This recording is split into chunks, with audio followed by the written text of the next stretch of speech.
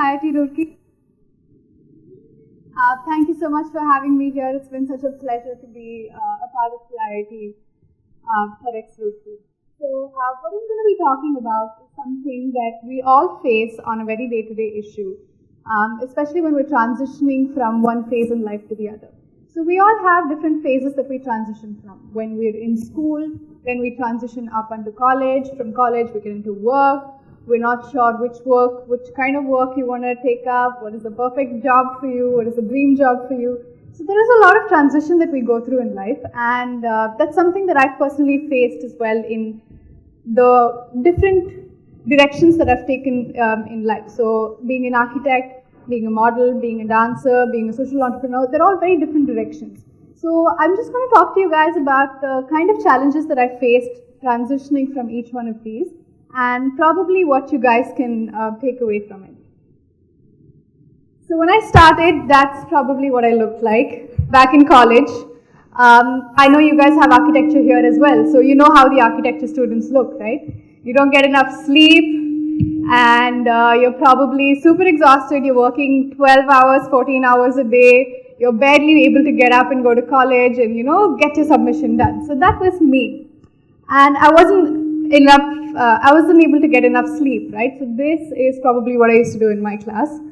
From there, I think my journey to being a Miss India has been one of the most phenomenal transitions that I have ever experienced in life, both professionally and personally. So this is me after the transition. And when I got to this transition, right, suddenly I knew that I was excelling at what I was doing, and I was suddenly being good at what I was doing with respect to my modeling field, with all of the stuff that I was doing. So I was busy basking in the glory of my success. I was being like, yeah, I'm a Miss India now, I know what I'm doing, and things like that. And suddenly this guy who wasn't so supportive of my journey in Miss India decided to do a reality check on me. So he put up a comment on one of my Instagram pictures, and this is what it said. Your career is about to end. How do you feel about it? I'm 23 years old, guys, right? And I just won Miss India. So do you really think my career is going to end? No, but I didn't like the way he said it. I didn't like the comment that he said, and I felt that it started questioning a lot of things about me. So I was being a very impulsive young adult and said, no, I don't like your comment on Instagram. I'm going to delete you and I'm going to block you, and the problem's solved. I don't have to deal with you anymore. Weirdly enough, a lot of this stuff that he said, and just one sentence, right, it managed to get back into my head, because suddenly a realization hit me that I was crowned Miss India on April 9th, 2016, and that's going to go away from me. And that's going to be a transition. So how exactly am I going to deal with it, and what are the next steps that I'm going to take, right? So some of the questions that started popping into my head is, do you think after, giving away the Miss India crown, people are even going to recognize me? Do you think I'm going to still be smart enough? Do you think I'm going to be pretty enough? Do you think I know what I'm doing with my career? I don't know what I'm doing. Oh my God, I don't know. And that was a real reality check. And I'm sure that a lot of you face it as well. All of you come into college with a certain notion saying that this is exactly what I want to do, and then by the time you reach final year, you're like, oh God, no, I don't know what I'm going to do. Am I going to be an engineer? Am I not going to be an engineer? Am I going to start up something? Am I going to go do an MBA? And there's a lot of things that goes on. So one of the ways I feel that you should be able to deal with transition, and that's helped me deal with transition, is something that is very simple and still very profound in a certain way. And that, I believe, is pause. So sometimes we get so carried away in life, right? Because we have things that are so dramatically changing in life, so quickly changing in life, that we feel that adapting to that speed of change becomes difficult. And then we have all of the social media telling us that everybody's having a perfect life. Somebody has a perfect holiday, somebody's having a perfect nightlife, somebody has a perfect job. So that really doesn't help us transition from one phase to the other easily, because we want everything to be very, very quick. We're in a generation where if you want to order food, you don't want to go to a restaurant anymore. You want to do Swiggy it.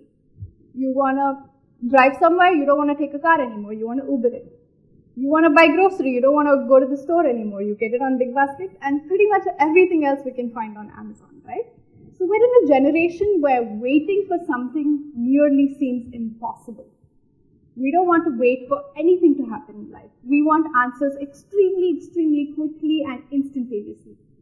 All of this stuff works amazingly well as long as it's in this space.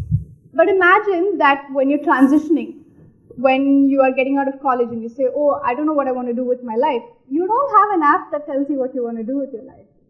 So at that moment in life, what you really, really need to understand, and what I understood through all of my experiences, is that pausing and waiting it out is the most phenomenal way of doing it. This guy, do you guys recognize him? Steve Jobs? Yeah. I think this guy did a great job with that, and you get to really learn a lot from how he did it. He dropped out of college and was in a phase where he was figuring out what he wanted to do, and he was really unsure of what he wanted to do. So he somehow made his way to Uttarakhand, right?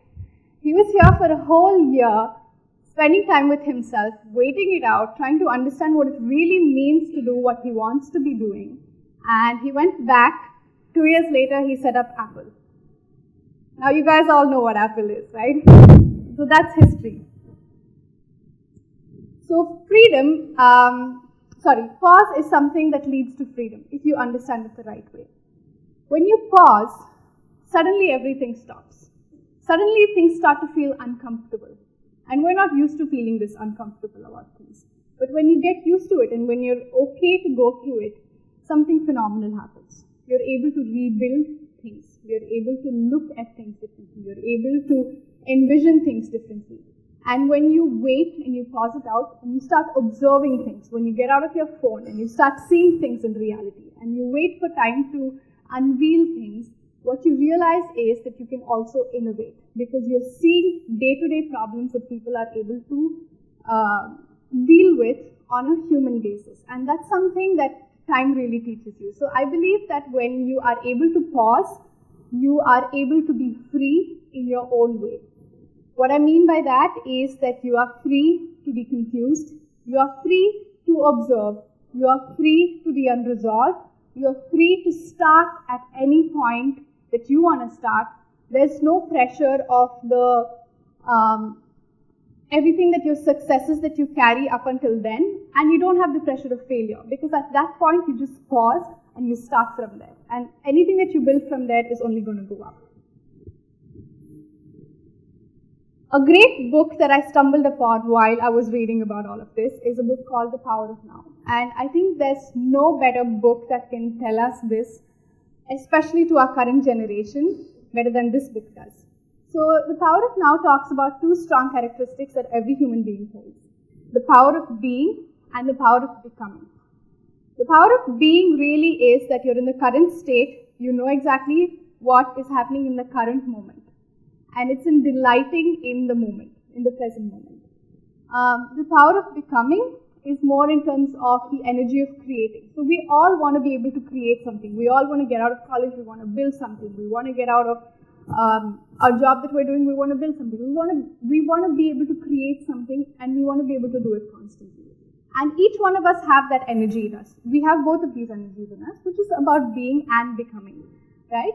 So some of the challenges that you face when you start understanding this is that for a lot of people, especially people like me, the second one overpowers you. So the power of creating things starts to inspire you so much. You want to create things, you want to be things, you want to become things, and you want to do this at a very phenomenal pace. But sometimes you get so caught up in the process of becoming something, and you're trying to achieve something that's so far up ahead and that's so far along in the shot, that you forget in the being. And when you forget that you're being and you're not able to get joy out of your present moment of being, what you create out of that point is not going to be the best of things. So it's very important to understand the balance of being and becoming, especially whenever you're transitioning, because I think when you're transitioning, especially the moment of being, the moment of understanding that this moment matters, the moment of able to observe what is going on around you becomes very, very, very important. So, like I said, if you're able to pause, if you're able to understand what is going on around you, and if you're able to make sense of that, it leads up to something phenomenal, which is just you be, right? And this is something that I realized during my Miss India journey. My Miss India journey didn't start off this year and, everything worked out right and I just went on and won the crown. I started in 2014 to win the Miss India crown. 2014, I started at a very small pageant called Campus Princess, led up to there and went up to Miss India, and I made it to the top 21 of Miss India. Every girl on stage that night wanted to win Miss India.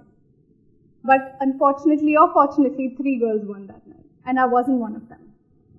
So that was really an inflicting point for me, because at times when you are trying to do things and you're trying to be things and you're not being that, right?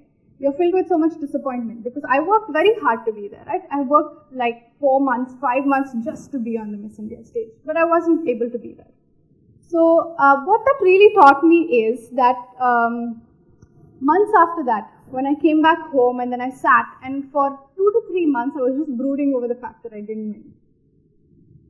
After that, the 2 months that I spent in just self-reflection and to understand what it really meant to be me, I think helped me a long way in the second picture. So that was in 2015 and that was in 2016. So the 2 months that I spent really helped me understand who I am, what did I gain out of the journey of being in Miss India, what were the learnings that I had, what were the failure points that I had, where could I work better, what can I do better the next time I go back. And that 2 months, it wasn't really like I was doing anything at that time, it was just me sitting and thinking about what I could do. And that pause really, really transformed my life, and today I stand in front of you as the first runner-up of Miss India. So what I would like to say is that irrespective of where you are, what you do, and how difficult things might seem for you in transition, it's very important to take time off from everything that you're doing, from the work that you're doing, maybe the friends that you're hanging out with, the amount of social media that you guys are engaging in, even I'm engaging in, and just step out into a world where you really understand what it means to be you. And if you can start creating anything from that point, you'll be able to create wonders. So when I was talking to my dad, I was talking to him about all of this stuff, right? So I said, sometimes I don't know what I'm doing.